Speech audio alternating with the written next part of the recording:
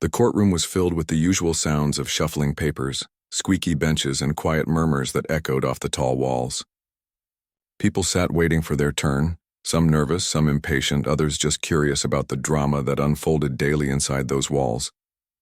The air was thick with the usual seriousness of a courthouse, and everyone seemed to know their role, except for one person who stood out the moment she walked in. It was a young girl. She couldn't have been more than 16 or 17. She wore a neat but simple outfit.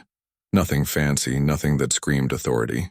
Her backpack was slung across one shoulder, and her steps were confident but calm, almost as if she had been in this place before. A few people glanced at her, wondering why a teenager was walking in alone, without parents, without a lawyer by her side. The judge, an older man with a stern face and a reputation for being sharp-tongued, immediately noticed her. He leaned back in his chair, adjusted his glasses, and let out a soft chuckle as if the situation was already amusing to him. He wasn't used to seeing teenagers strolling into his courtroom looking like they belonged there. The bailiff asked everyone to rise as the judge officially entered, and then the session began. Cases were called one after another, the same routine that played out every day. But the young girl who had quietly taken a seat near the front caught the judge's eye again. He frowned slightly, glancing at his notes, then at her, and then back at the room. Finally, when her case number was called, the girl stood up. She walked to the front with measured steps, her posture straight, her chin held high. But to the judge, and even to most people in the courtroom, she still looked like just a kid. The judge leaned forward, his lips curling into a smirk.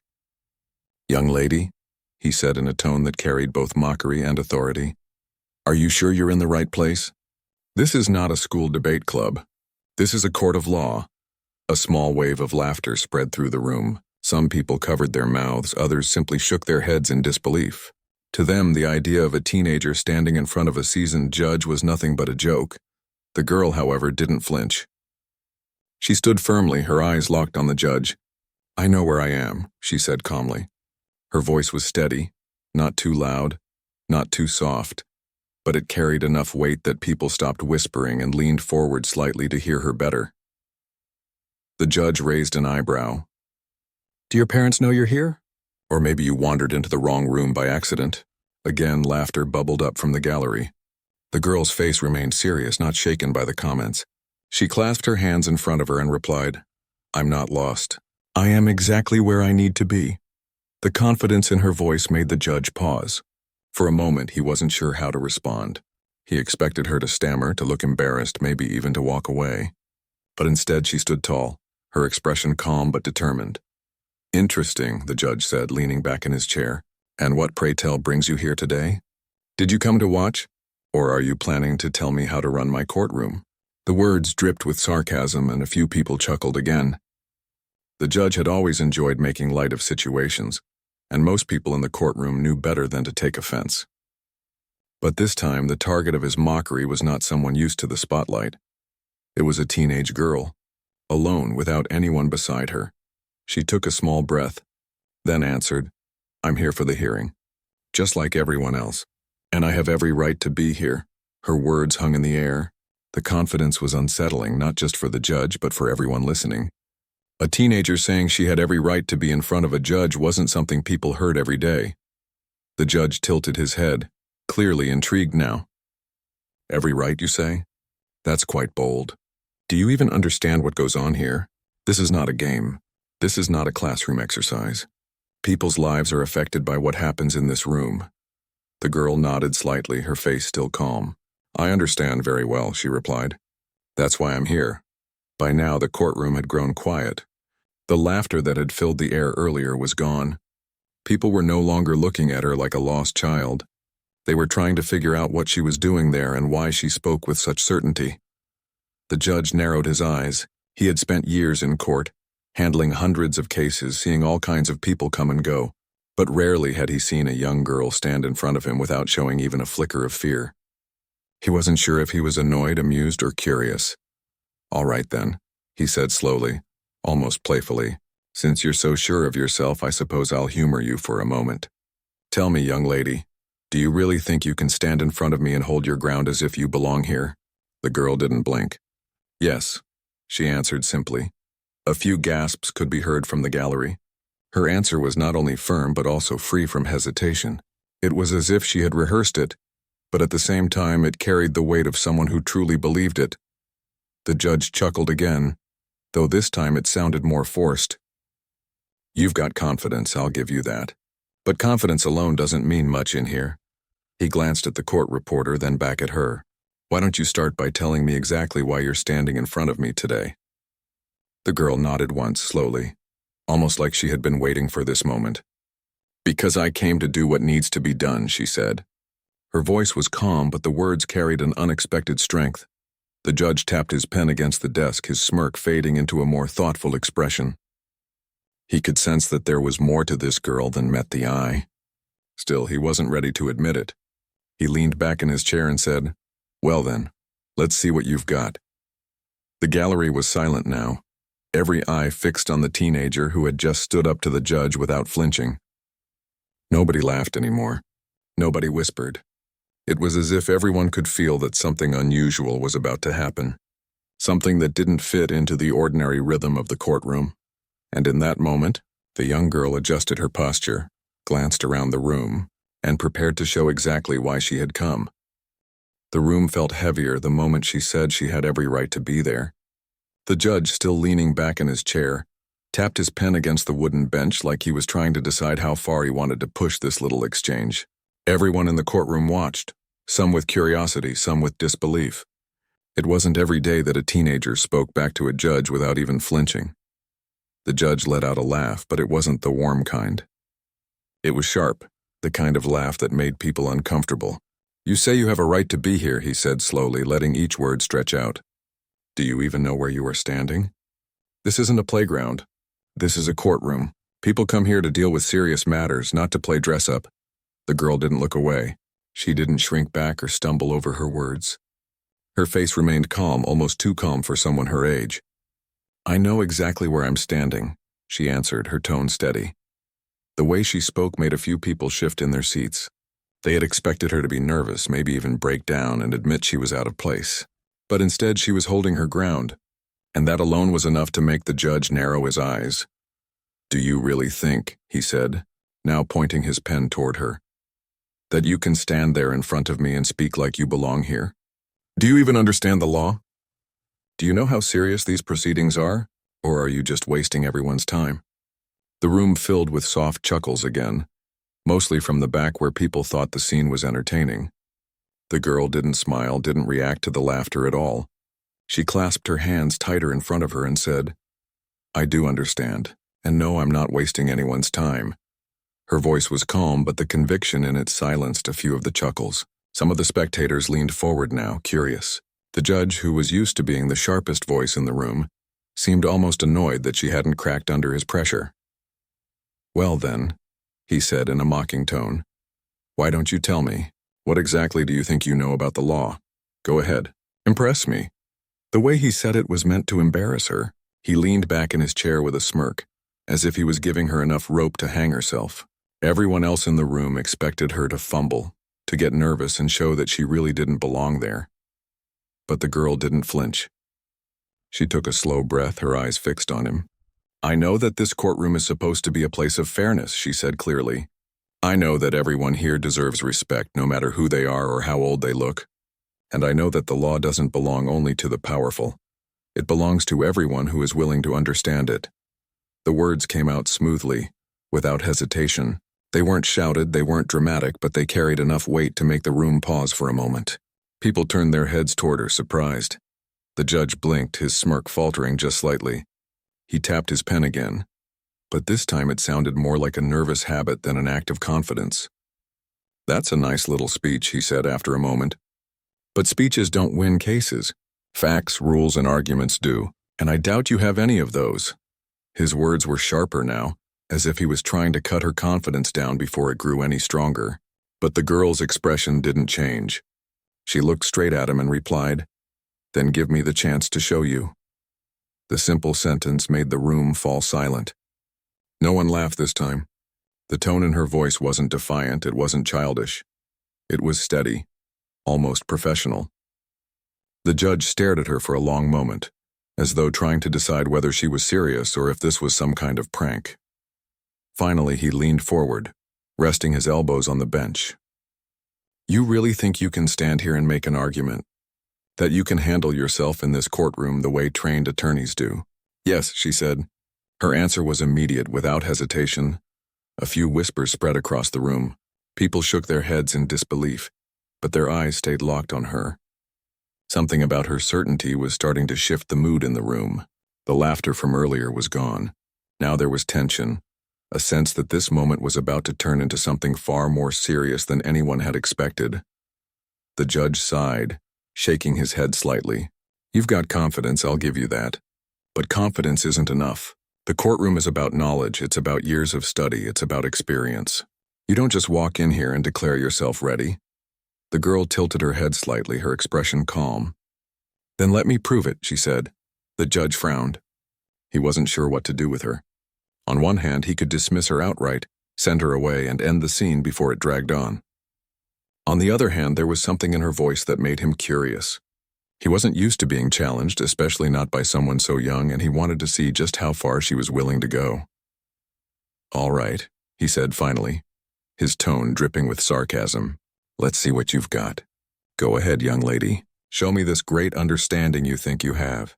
But don't say I didn't warn you, this isn't a place for amateurs." The room was quiet now, waiting. The girl stood there calm, her hands resting lightly at her sides. She looked around the room for a moment, taking in the rows of spectators, the attorneys with their folders, the bailiff standing at attention. Then her gaze returned to the judge, steady and unshaken. "I'm not here to play games," she said softly but firmly. "I'm here because someone I care about deserves to be heard. And I won't let anyone take that away from them, not even you." Her words struck deeper than anyone expected. The judge blinked, momentarily speechless.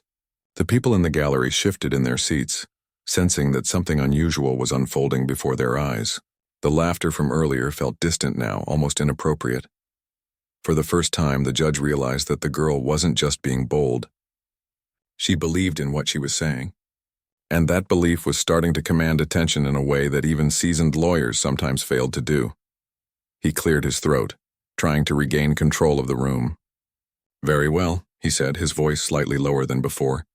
"If you insist on speaking, then speak. But remember, once you open your mouth, there's no taking it back. Every word will be on record." The girl nodded. "That's fine," she replied. The judge leaned back, still smirking, but his eyes were more watchful now. "Then go ahead. Let's hear this argument of yours. Prove to me you belong here." The silence that followed was thick, filled with curiosity, tension, and disbelief. The spectators leaned forward, waiting to see what would happen next. The girl took another breath, steady and calm, ready to step into the challenge she had been preparing for all along. And as the judge sat there, half amused and half intrigued, no one in the room knew just how much her next words would change the way they all saw her. The courtroom was completely silent. Even the soft tapping of shoes, the shifting of papers, the low whispers that usually filled the air in between cases. Everything had stopped. All eyes were locked on the young girl standing in front of the judge, waiting to see if she really meant what she said. The judge leaned back, his arms crossed, his expression somewhere between amusement and disbelief. He expected her to stumble the moment she tried to string a few sentences together. He was sure her confidence was only skin deep, and with a little pressure, the truth would show. She was just a child in the wrong place. "Very well," the judge said finally, his voice echoing in the quiet room. "You wanted to speak, so speak. Show us all this knowledge you think you have." The girl took a small step forward, her voice calm but clear. "You say this courtroom is not a place for amateurs," she began. "But the law itself was made for everyone, not just for professionals. People come here every day without lawyers because they can't afford them. They come here to be heard, to hope that the system will treat them fairly." The judge narrowed his eyes. Her tone wasn't arrogant, it wasn't defensive. It was steady, almost like she had practiced for this very moment. "Go on," he said, trying to keep his voice dismissive, though a hint of curiosity slipped through. The girl continued, her words flowing with ease. "I've read enough to know that this court is not supposed to be about who wears the finest suit, or who speaks the loudest. It's supposed to be about truth, about fairness, about protecting those who can't protect themselves. And that is why I am here. A ripple of whispers spread across the benches. Some of the attorneys sitting in the gallery exchanged surprised glances. It was one thing for a teenager to argue confidently, but it was another thing entirely to speak with such understanding of what the courtroom was meant to stand for. The judge tapped his pen against the desk, his smirk fading slightly. He wasn't used to being lectured, especially not by someone who barely looked old enough to drive. Still, instead of shutting her down, he leaned forward, testing her. "If you think you understand the law so well," he said, "then why don't you tell me something specific? Let's see if you've done more than just read a few inspirational quotes." The challenge hung in the air like a heavy weight. Most people in the room expected her to freeze. This was the moment, they thought, when her confidence would finally crack. But the girl didn't hesitate. She straightened her shoulders and said, "In 1963, the Supreme Court ruled in Gideon versus Wainwright that anyone who is accused of a crime has the right to a lawyer, even if they cannot afford one.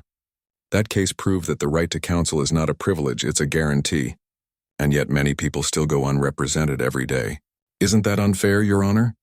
The courtroom erupted in a low buzz of surprise. The fact that she not only knew the case but quoted it so directly stunned everyone. The attorneys shifted uncomfortably. Even some of the reporters in the back quickly scribbled notes. The judge blinked, his lips pressing into a thin line. "You're quoting Supreme Court cases now?" he asked, trying to keep his tone steady. "Where did you even learn that?" The girl answered simply, "I studied. I read, I prepared, because I knew one day I would have to stand here, and I knew that no one would take me seriously unless I could prove I understood." Her words carried a quiet power, and the room listened closely. She didn't sound like she was showing off. She didn't sound like she was trying to embarrass the judge. She sounded like someone who had done her homework because she had no other choice. The judge tried again, this time with a sharper tone. "Then tell me, young lady, what happens when someone decides they don't want to testify in their own trial? Do you know the rule about that?" Without missing a beat, the girl answered, "The Fifth Amendment protects a person from being forced to testify against themselves. They have the right to remain silent, and the court cannot hold that silence against them." The room grew even quieter. The judge leaned back in his chair, blinking in surprise. For a second, his usual control over the room slipped, and the spectators could see it. He hadn't expected her to know the answer, and certainly not to give it so confidently. A man sitting in the back whispered, "She's not just some kid. She knows what she's talking about." The judge cleared his throat and tried to regain his composure. "All right," he said, forcing a chuckle. "So you've memorized a few things. That doesn't make you a lawyer. Knowing the law is one thing. Applying it is another. Can you actually make an argument that holds up?" The girl didn't falter. "That's what I intend to do," she said. Her calm reply sent another wave of murmurs through the room. By now, the energy in the courtroom had shifted completely. What started as laughter and mockery had turned into curiosity and anticipation. People weren't waiting for her to fail anymore. They wanted to see what she would do next. The judge leaned forward again, this time studying her more carefully. There was no sign of fear in her face, no nervous shifting, no shaky voice. She was composed in a way that unsettled him. He realized he wasn't in control of the moment anymore. Somehow, this teenager had taken the attention of the entire courtroom and held it in her hands. "Very well," he said slowly. "Let's test you properly. Tell me why I should even consider allowing you to speak on behalf of someone else in this courtroom. What makes you think you're qualified?" The girl's eyes flickered with determination. She took a moment before answering, her words careful but strong. "Because I know what it feels like to be underestimated," she said. "I know what it feels like when people assume you don't belong, when they look at you and only see your age, your skin, or your clothes. But the law doesn't say you have to look a certain way to be right. The law doesn't say you have to be older to understand justice. All it asks is that you know the truth, and that you are willing to fight for it. That is why I am here, not for myself, but for someone who needs me." Her voice didn't shake. Every word carried across the room with a clarity that left no room for doubt. The spectators were silent again, the weight of her statement settling in. Some of them looked at her with admiration, others with disbelief, but none of them could look away. The judge sat there, staring at her for a long moment. He opened his mouth as if to respond, but then closed it again. He wasn't used to being the one caught off guard. He wasn't used to being the one who had to find his footing. Finally, he said, "You're bold. I'll give you that. But boldness doesn't win cases. Let's see if your words can stand against real arguments." The girl nodded once, calm as ever. "That's all I ask," she said. The room buzzed again, but this time it wasn't with laughter. It was with anticipation. Everyone sensed that something extraordinary was unfolding right before their eyes. The judge, once mocking and dismissive, now had no choice but to take her seriously. And the girl, who had walked in alone and unrecognized, stood taller than ever, ready for the challenge ahead. The courtroom felt different now. It was no longer a place of quiet laughter or whispered disbelief. Every single person in the room was leaning forward, their eyes fixed on the young girl standing in front of the judge. The air was thick, almost heavy, as if the weight of her words still lingered in the space between her and the bench. The judge, who had started this exchange with a mocking smile, now stared at her with narrowed eyes. He was not laughing anymore. He was studying her, trying to figure out who she really was. He tapped his pen against the desk, not out of boredom this time, but out of frustration and curiosity. "Enough," he finally said, his voice sharp. "I've heard your little speeches. Now I want the truth. Who are you, really? And don't tell me you're just a girl who read a few law books. Nobody speaks like that without serious training. So answer me, who are you?" The girl's calm expression didn't falter. She took a slow breath, her eyes steady on his. The room was so quiet that even the faint buzz of the ceiling lights could be heard. She knew this was the moment, the point where she could no longer hide behind her calm answers. She straightened her back and said, "I am a law student." A wave of murmurs spread instantly through the courtroom. Heads turned, eyebrows raised, and jaws dropped. A law student? At her age? People whispered to one another, trying to make sense of it. Some shook their heads in disbelief while others stared at her with admiration. The judge raised his eyebrows, unimpressed. "A law student? At your age? That's impossible." "It's not impossible," she replied firmly. "I've been part of a special program for gifted students. I started my studies earlier than most people, and I've already passed the exams that allow me to appear in court under supervision." The judge blinked. For a moment, he didn't seem to know what to say. This revelation was not what he had expected. He had been so sure she was just a teenager playing pretend, but now the facts were staring him in the face. From the back of the room, someone whispered, "She's telling the truth." "I read about that program last year. They allow exceptional students to take on cases if they prove themselves." The judge cleared his throat, leaning forward again. "So you're saying you're not just here to watch? You're saying you're here to represent someone?" "Yes," she answered without hesitation. "I am here to represent my cousin. He couldn't afford a lawyer, and he had no one else to defend him. I couldn't let him stand here alone, so I stepped in." Gasps filled the room again. The story was unfolding like something no one could have imagined. The same girl who had been laughed at just minutes earlier was now standing as the legal voice for her cousin. The judge's eyes darkened. "So that's it. You came here to argue in your cousin's defense? Do you even understand what kind of responsibility that is? Do you know how much is at stake?" "I do," she said softly, but her voice carried enough strength to echo across the room. "I know better than anyone. That's why I couldn't stay quiet. That's why I prepared, and that's why I will not back down now." Her words struck the room like a bell. The spectators who had doubted her at the beginning now looked at her differently. No longer a lost child, no longer the subject of jokes, she had transformed into something else entirely. A determined defender with the courage to stand up, no matter the odds. The judge let out a slow breath, his stern expression softening slightly, though his pride kept him from showing too much. "You realize," he said carefully, "that this isn't just about proving yourself. If you make one mistake, it's not only your reputation at risk. Your cousin's future is on the line. Are you willing to carry that weight?" The girl nodded. "Yes, because he deserves someone to fight for him. And if no one else will, I will." The silence that followed was almost sacred. People in the courtroom exchanged glances, some with wide eyes, others with small smiles of admiration. It was clear now that she wasn't just a teenager who wandered into the wrong place. She was exactly where she needed to be. The judge rubbed his forehead, trying to process everything. For years he had presided over countless hearings. He had seen experienced lawyers stumble, seen well-prepared arguments fall apart under pressure. And now, here was this young girl standing firm against his questions. her every word filled with conviction. He looked at her again, this time not as a child, but as someone who had earned his attention. "If what you say is true," he said slowly, "then you've already done something most adults couldn't. You've stood here under pressure and you've kept your composure. But know this. Once this case begins, I will not treat you differently because of your age.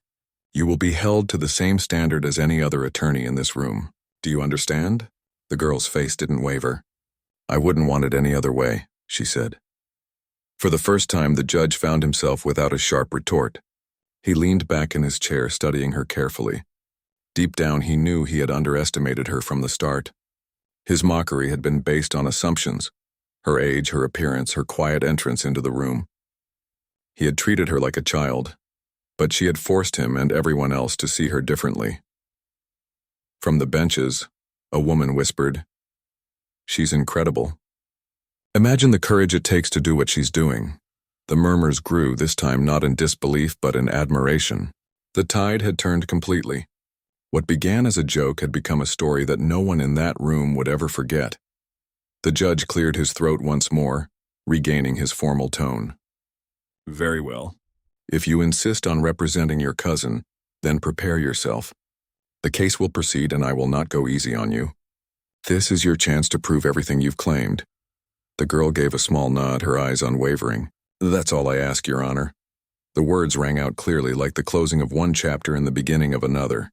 The courtroom, filled with tension just moments earlier, now felt like a stage waiting for the next act. Everyone present knew they were about to witness something extraordinary. The judge sat back, his face unreadable, though his eyes revealed the truth he wouldn't yet say aloud. He was no longer mocking her. He was waiting to see just how far her brilliance would go, and the girl who had walked in alone and been laughed at now stood with the weight of the courtroom's attention on her shoulders. She had revealed who she truly was, and she was ready to prove it. The atmosphere in the courtroom had shifted completely. What started as a scene of laughter and disbelief had become something else entirely. Every seat was filled with anticipation. The people who had once whispered jokes under their breath now sat silently, waiting to see if this young girl could truly stand against the weight of the law. The judge adjusted his glasses and looked down at her with a stern face. He was no longer mocking, no longer smirking. His voice carried the seriousness of the moment. "All right," he said slowly. "You wanted your chance. Now it's time to prove that you deserve it. Begin your defense." The girl's hands tightened briefly, then relaxed again. She turned slightly, glancing at her cousin who sat behind the defense table, nervous and anxious. He looked at her with a mixture of hope and fear, as though all of his trust was resting on her shoulders. She gave him a small nod, a silent promise that she was ready. She stepped forward and spoke clearly. "Your Honor, ladies and gentlemen of the court, today I stand not only as a voice for my cousin, but as a voice for fairness.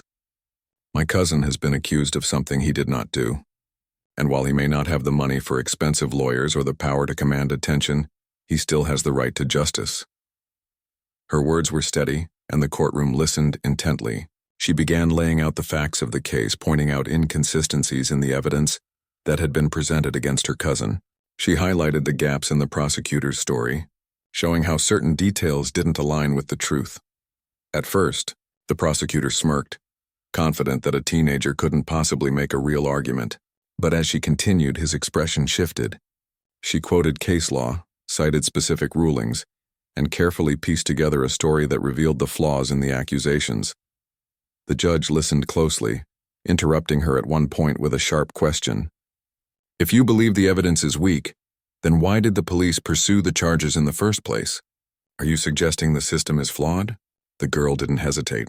"I am suggesting the system is human," she replied firmly. "And humans make mistakes. But it is the responsibility of this court to look beyond assumptions and to make sure those mistakes don't destroy an innocent person's life." The room was silent again, every word echoing in the minds of those who heard it. She continued, her voice filled with calm determination. She explained that her cousin had been in a completely different location at the time of the alleged incident, and she brought up witnesses who had already confirmed his presence elsewhere. She questioned the reliability of the evidence, pointing out how quickly people had been willing to believe the worst simply because he didn't have the resources to fight back. As she spoke, her confidence only grew. She was no longer just a teenager in a courtroom. She was an advocate, standing tall, her voice carrying the weight of justice itself. The judge tested her again. "What makes you so certain, young lady, that your cousin deserves this defense? Why risk everything at your age?" She turned to face him directly, her voice softer now but even stronger in its conviction. "Because I know what it feels like to be underestimated," she said. "I know what it feels like when people look at you and decide you are not capable, that you don't belong. My cousin has been treated that way his whole life. People have judged him for how he looks, where he comes from, what he doesn't have. But none of that makes him guilty. He deserves someone to fight for him, someone who believes in him. And that's why I am here." Her words cut through the courtroom, leaving a heavy silence in their wake. The spectators, the attorneys, even the clerks, everyone seemed moved by the depth of her sincerity. Finally, the judge spoke, his tone softer than before. "You've given us much to think about. Do you have anything else to say before I make my ruling?" The girl took a breath, her eyes glistening just slightly. "Only this, Your Honor. Justice is not about who has the loudest voice or the fanciest title. It's about listening, really listening, to the truth. My cousin deserves that. Everyone deserves that." With that, she stepped back, her role complete. The courtroom waited as the judge reviewed his notes, his expression unreadable. Minutes passed, though they felt like hours. Then finally he spoke. After hearing the arguments presented, and after reviewing the evidence carefully, he said, his voice deep and measured, "It is clear that the prosecution has not met the burden of proof required by this court. The charges against the defendant are dismissed." The words hit the room like a wave. Her cousin's shoulders dropped in relief, his eyes filling with gratitude as he looked at her. The spectators erupted into whispers, then applause until the bailiff called for order. The girl closed her eyes for a brief moment, a single tear sliding down her cheek. Not out of sadness, but out of relief and triumph. She had done it. She had stood against doubt, against mockery, against the weight of assumptions, and she had won.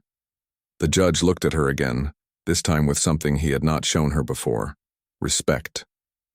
"Young lady," he said slowly, "I owe you an apology. When you first walked into this courtroom, I mocked you. I thought you were a child playing a game you could not possibly understand. But today you proved me wrong. You have shown intelligence, composure, and above all, courage, qualities every attorney should have." The courtroom listened as his words carried across the room. "I will not forget what I saw today. And I believe none of us will. You have reminded us all of what this place truly stands for: justice." The girl bowed her head slightly, her voice quiet but steady. "Thank you, Your Honor." As the case was closed and people began to leave the courtroom, whispers filled the hallways outside. News reporters quickly gathered their notes, already planning their stories about the teenage genius who had stood against a judge and defended her cousin with brilliance beyond her years. Some people stopped her in the hall, offering words of admiration. Others simply looked at her with awe, unable to believe what they had just witnessed. Her cousin hugged her tightly, whispering, "You saved me. I don't know how I'll ever repay you." She smiled softly. "You don't have to repay me. Just live your life the way you were meant to. That will be enough." As they walked out of the courthouse together, the sun shone brightly outside, casting a warm glow on the steps. The girl looked up at the sky, a quiet smile on her lips. She knew this was only the beginning.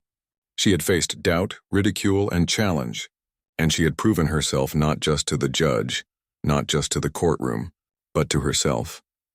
And though the world now saw her as a prodigy, a genius attorney in disguise, she knew deep down she was simply someone who refused to be silenced, someone who believed in justice when no one else would. The judge, watching from the window above, shook his head in quiet amazement. "A genius," he whispered to himself, and I almost dismissed her as a joke. From that day forward, the story of the young girl who shocked a courtroom spread far and wide, inspiring countless others who had been underestimated. She had walked into that courtroom alone, but she walked out as a symbol of resilience, courage, and the unshakable power of belief.